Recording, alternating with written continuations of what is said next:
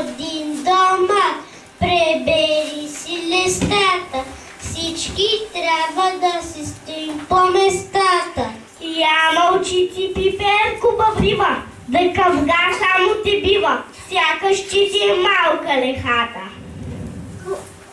Май пиперката е права, ти всички ли тук ще задушиш?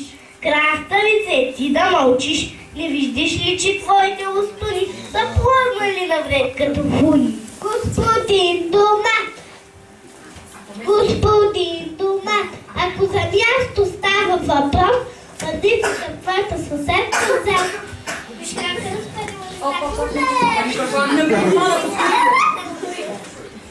Погледни твоята съседка Зелка. Погледни твоята съседка Зелката, как разперва листа големи като ветерила. Слушай, краставице, да ти кажа, ти скоро с нас няма да водиш спор, защото ще станеш татаратор.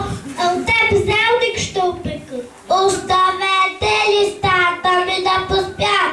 Аз трябва да яба на салата, вкусна съм засята. Най-вече по градовете и селата от те ще правят салата. Но без моя милост първот е велик, тето ми хапват всеки миг, нито на ясен не минава. А тебе, Марковче, за ножа ще ти удара от оранжевата кожа.